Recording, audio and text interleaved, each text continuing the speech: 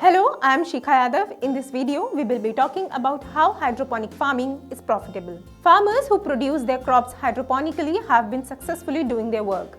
Pesticide-free production, soil-less growth conditions, limited or no insect entry, efficient resources utilization, and a regulated environment make hydroponic crop cultivation more profitable than traditional farming. Hydroponics is a type of horticulture and a subset of hydroculture which involves growing plants without soil by using mineral nutrient solutions in an aqueous solvent.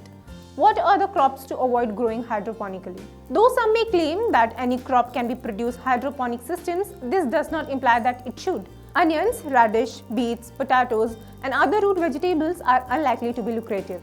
These crops rarely grow effectively in a hydroponic system, and even if you find a system that allows for effective growth, you will likely be unable to compete with traditional or even organic farmers who grow them in the soil. There are 3 crops that can be produced hydroponically and if cultivated consistently of good quality, should provide a profit possibly in most marketplaces. It should be emphasized that if one or more of these crops have been successfully produced hydroponically in your region, you may need to carve out your specialty. Mushroom. Mushrooms are a profitable crop no matter how they are produced, but growing them hydroponically allows you to stand out from the crowd.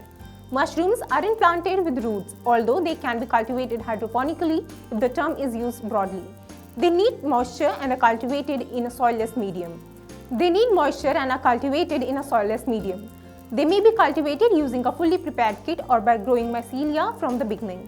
They do not need much light and unlike the other indoor-produced crops, do not utilize light for anything other than a trigger to start fruiting because they do not photosynthesize. Strawberries.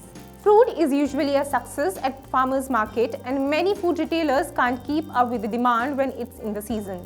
You may gain a market edge by producing strawberries hydroponically, if not all year, then at minimum for the 10 or so months a year when conventionally produced strawberries do not get market share. You may gain a market edge by producing strawberries hydroponically, if not all year, then at minimum for the 10 or so months a year when conventionally produced strawberries do not gain market share. Hydroponic farmers have reported yields that vary from less than field-grown kinds to up to 4 times as productive. The type of strawberry grown accounts for a large part of the vast region. Some indoor growers have had remarkable success using red gauntlet. Aside from the ability to manage climatic conditions and the absence of soil-borne pests, another advantage of cultivating hydroponic strawberries is that they can be grown vertically many plants high. Basil. Basil is sensitive to freezing temperatures, therefore growing it hydroponically makes sense because like strawberries, it is only accessible for a few months each year if grown in soil. In comparison to most other crops, it may also bring a high dollar amount per pound. Basil grown in a hydroponic system offers the added benefit of increased taste. It contains 20 to 40% oils than field-grown basil according to multiple university-led research. You may broaden your market by cultivating many different varieties of basil. There are giant leaf basils, variegated leaf basils, and a variety of flavors and textures to choose from. This is all about this topic. If you need any further information, let us know in the comment section. Thank you.